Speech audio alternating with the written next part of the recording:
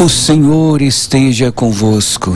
Ele está no meio de nós. Proclamação do Evangelho de Jesus Cristo, segundo Mateus. Glória a vós, Senhor. Naquele tempo, disse Jesus aos seus discípulos: Vós ouvistes o que foi dito: amarás o teu próximo e odiarás o teu inimigo. Eu, porém, vos digo: amai os vossos inimigos e rezai por aqueles que vos perseguem. Assim, vos tornareis filhos do vosso Pai que está nos céus, porque Ele faz nascer o sol sobre maus e bons, e faz cair a chuva sobre justos e injustos.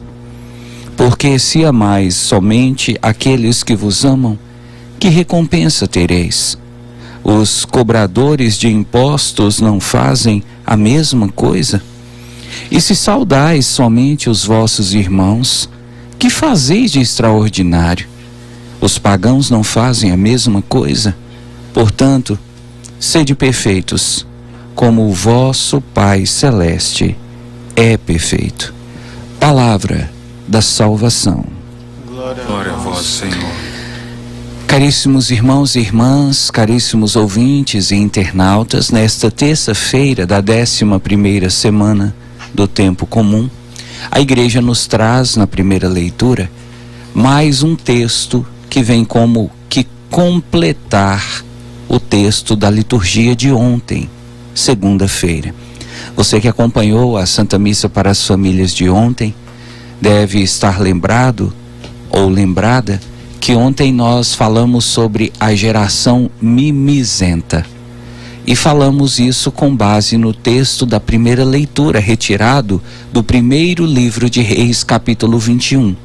E aqui agora, até mesmo para aqueles que não participaram da missa, nós vamos fazer uma pequena recapitulação, uma breve recapitulação do texto de ontem, porque o de hoje é a conclusão do que começou ontem.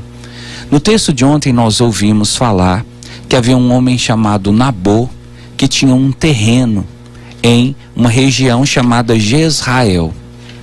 E esse terreno de Nabô era um terreno que ele tinha ganhado de herança dos seus pais.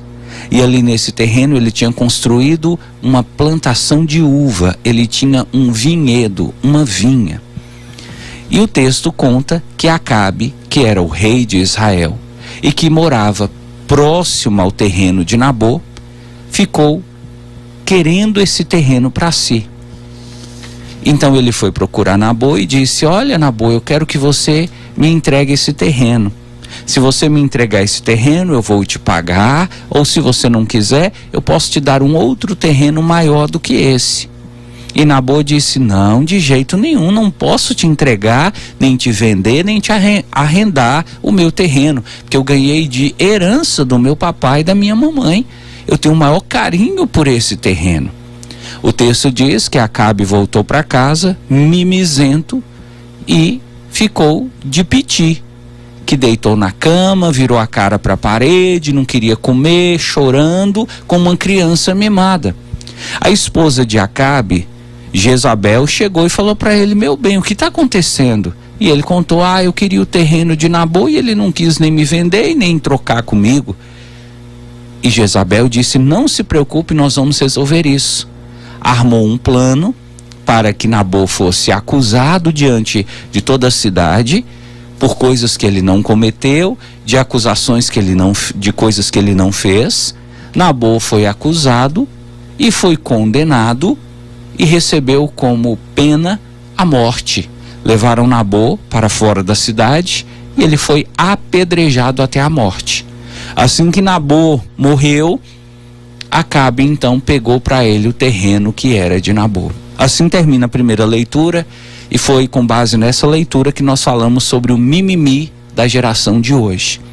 Agora o texto que nós ouvimos na primeira leitura desta terça-feira vem concluir o que aconteceu, porque veja, se a gente ficasse só no texto de ontem, a gente ficaria com a impressão de que quem saiu ganhando foi Acabe, que o mal triunfa sobre o bem e que não vale a pena você ser honesto, porque quem é desonesto sempre ganha. Foi até por isso que eu escolhi fazer uma homilia dando continuidade àquele texto, para você não ficar com essa impressão de que quando você quer uma coisa, você pode conseguir pelos meios corretos ou pelos meios incorretos. Você pode conseguir pelos meios legais ou pelos meios ilegais. Esse texto vem nos mostrar que não.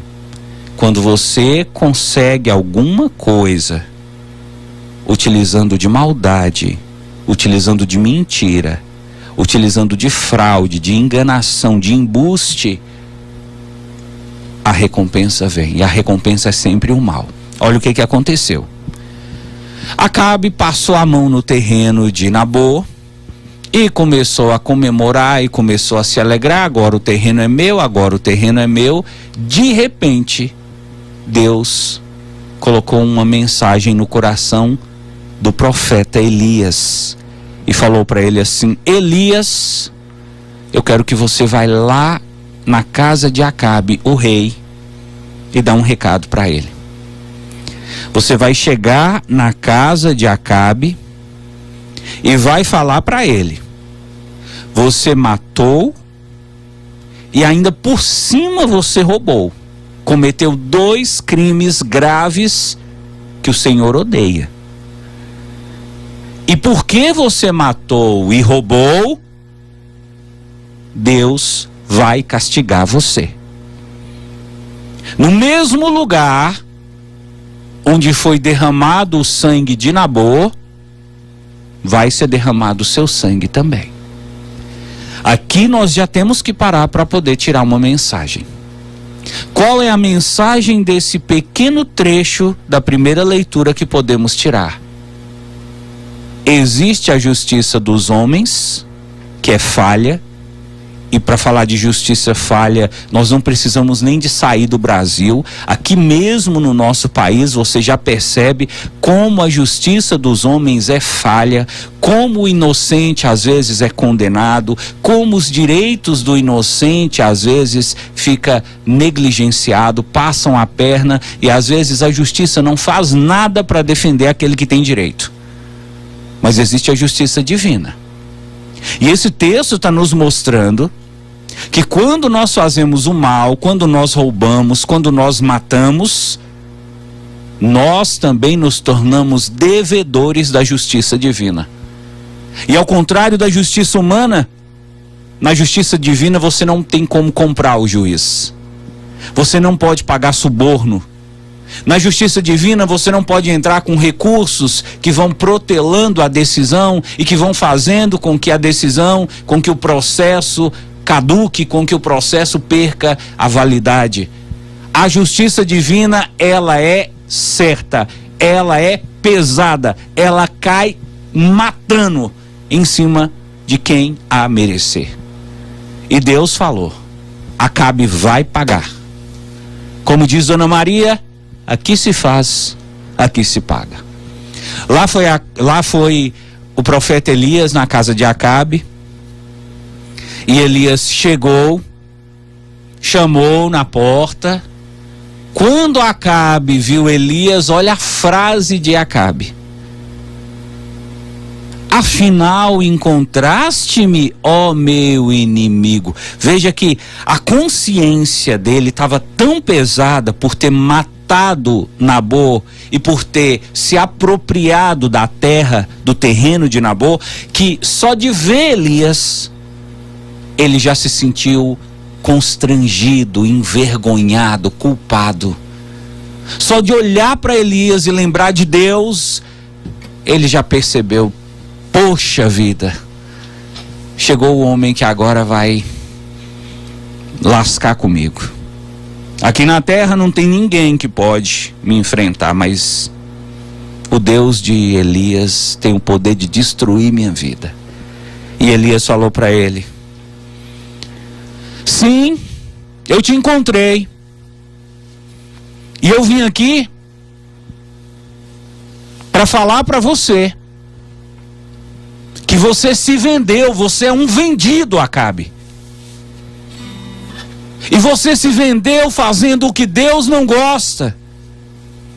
E por isso, a desgraça vai cair sobre você e a sua família. Aqui nós temos que parar para fazer outro comentário.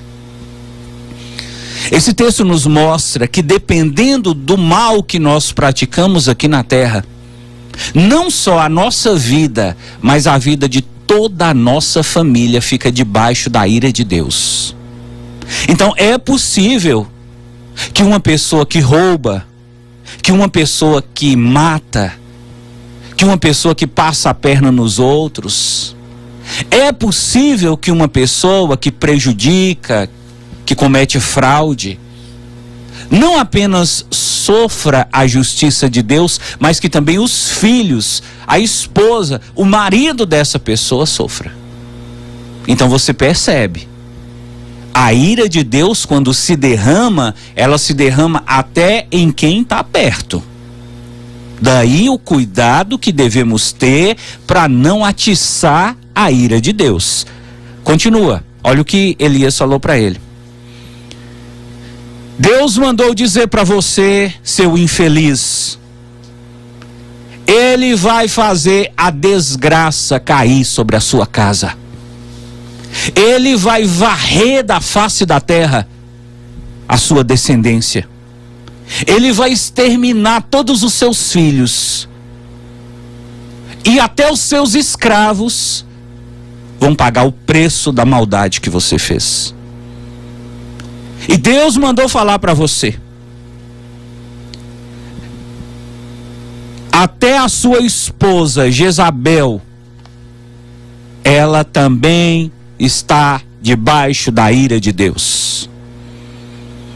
Deus mandou falar que os filhos de Acabe que estiverem na cidade vão ser devorados pelos cachorros. E os filhos de Acabe que morarem no campo, na roça, no sítio, na chácara, vão ser devorados pelas aves de rapina. E Deus mandou falar que até essa sua esposa, que é mais infeliz do que você, ela também será extremamente julgada, condenada por Deus. Ela vai morrer a fio de espada. E o texto diz assim: não houve ninguém que se tenha vendido como Acabe, para fazer o que desagradava o Senhor, porque a isto o incitava sua mulher Jezabel. O tempo já acabou, nem dá mais para prosseguir. Esse texto é tão legal, daria para a gente tirar tantas mensagens, mas uma mensagem só que eu quero tirar e falar para você. O texto deixa claro, viu, dona Maria, que tudo o que Acabe fez, toda a maldade que ele praticou, foi porque a mulher dele, Jezabel, fazia a cabeça dele. E aqui eu quero mandar um recado para você que é casado. Eu quero mandar um recado de maneira muito especial aos homens que estiverem ouvindo, que estiverem assistindo. Muito cuidado. A palavra de Deus diz que a mulher, quando ela é sábia, ela edifica a sua casa. Mas a mulher, quando ela é uma mulher profana, mundana, quando ela se deixa levar pelas trevas, como essa Jezabel, ela destrói não só a vida dela, mas a vida de qualquer pessoa que se envolver com ela.